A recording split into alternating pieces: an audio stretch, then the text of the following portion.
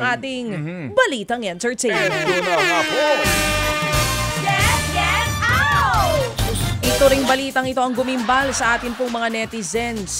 Naku, hindi biro ito ha. Nagsampa po ng reklamo ang singer-actress na si Rita Daniela laban sa co-actor na si Archie Alemania sa umano'y panghihipo at pwersahang paghalik sa kanya nito. Sa ulat po ng PhilStar, nangyaring insidente matapos ang isang party sa Quezon City noong nakaraang buwan. Kinulit daw ng lasing na si Archie si Rita para ihatid ito pauwi sa kanilang bahay. Pumayag naman ang aktres pero pagsakay niya ng kanyang kotse, dito na daw hinawakan ni Archie ang balikat at leeg ng aktres. Papalabas na sana ng sasakyan si Rita nang pigilan siya ni Archie saka umano humiling ng halik. Tumanggi naman ang aktres at sinabi niyang kilala niya ang misis ni Archie. Pero hinalikan pa rin siya ng aktor kaya naman agad itong itinulak ng aktres.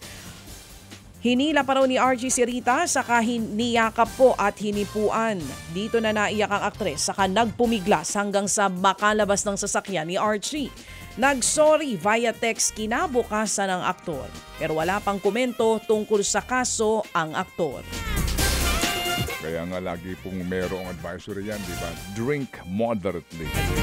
Espesyal po naman daw para kay Phil-Am singer Olivia Rodrigo ang naging concert nito sa Pilipinas. Sa panayam po niya sa The Tonight Show starring Jimmy Fallon, una pong beses niya rin daw dumalaw sa bansa kahit na siya'y may lahing Pilipino. Kwento pa niya, nasa tono lagi ang mga Pinoy habang nakikikanta sa kanya sa konsyerto. Nakarating din daw kay Olivia na magaling sa video kay mga Pinoy kaya hindi raw nakakagulat na magaling kumanta ang mga Pilipino. Sino nagsabi? Maraming mga magaling kumanta. Nakita mo dun sa quad ko. Iba yun. Iba yun. Pero alam mo, daming kumakanta ron, di ba? Daming kumakanta pero minsan nag-iiba ang kanilang tono pag iba ng pero administrasyon. Pero pagdating sa isa naman, iba naman ang kanta ron. Oo, dun sa Senado. Oo. Ibang kanta yung tinutukoy mo eh. Ano ba yun? Ito video kay Ay, sorry po. Ikaw ba ano bang favorite video kay song mo? Total weekend naman ngayon. Abay, Love on the Rocks ba yan? Huwag mo akong subukan. Oh, habang nakahawak po siya sa kanyang likuran, ang hinahawakan mo dyan, baby. Huwag mo akong subukan. Pwede ba kayo makinig? Ladies and gentlemen, let us all welcome the one and the only, ang pambato ng Tacloban at San Dionisio, Parañaque, Ted Filon. That's Mike. Love on the Rocks. Ain't the big surprise. Wala ka asawa? Pour me a drink. Boyfriend? I'll tell you some lies. Wala ka live-in partner? Nothing to lose. Wala ka relasyon sa isang public official?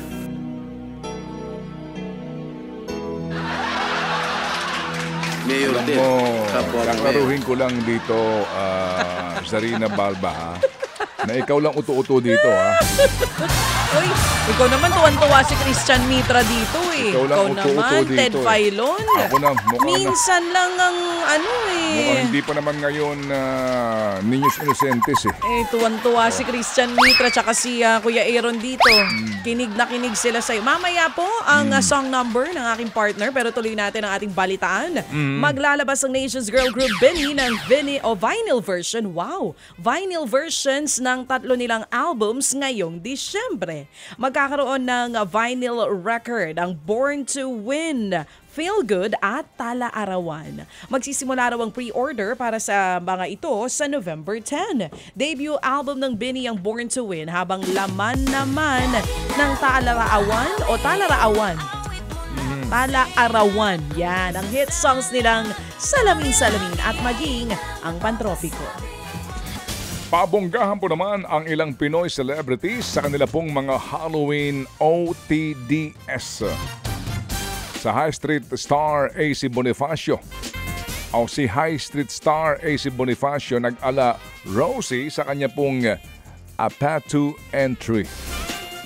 Okay. Habang ang anak po naman ni Angelica Panganiban na si Baby Bean ay naging si Little Moana. Inside Out Emotions po naman ang peg ng pamilya ni Pinoy Big Brother host Bianca Gonzalez Intala.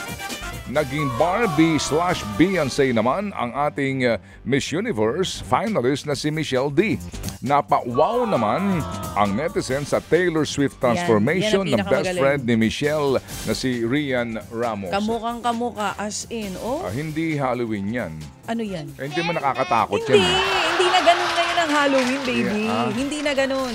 Hindi na uso yung Halloween na puro nakakatakot ang costume. Pwede nga silang magpunta sa Halloween at Ted Philo ng costume nila eh.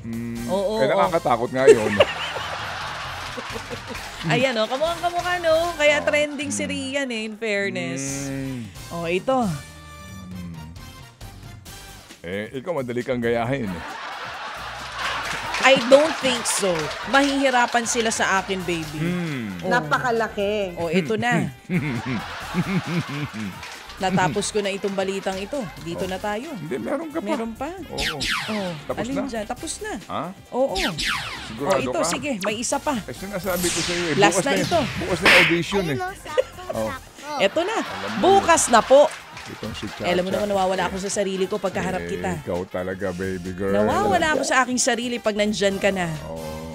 Mukhang Sino kulang ka ba sa Boss Max eh. tong- Sige. Ako'y nawawala sa aking sarili. Balik na po tayo sa ating balitaan. Bukas na mga kapatid, ang auditions sa Luzon at Visayas para sa ikatlong taon ng TV5, Tinig ng Pasko Choral Competition. Kailangan lamang makabuo kayo ng grupo na may 6 hanggang 15 miyembro, 18 to 65 years old.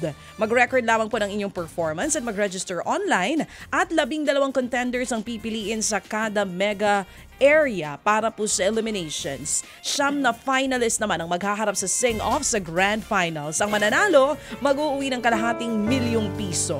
Para sa iba pang detalye, bisitahin lamang po ang social media accounts ng TV5 at ang website ng TV5. Ayan. So, yan po ang isa sa mga palatandaan na talagang wala pong postponement. Tuloy ang Pasko. Yes, sir. Diba? Ayan. Ted Filon at DJ Chacha. Ngayon, nasa Radyo 5, 92.3 News FM. Monday to Friday, 6 to 10 a.m.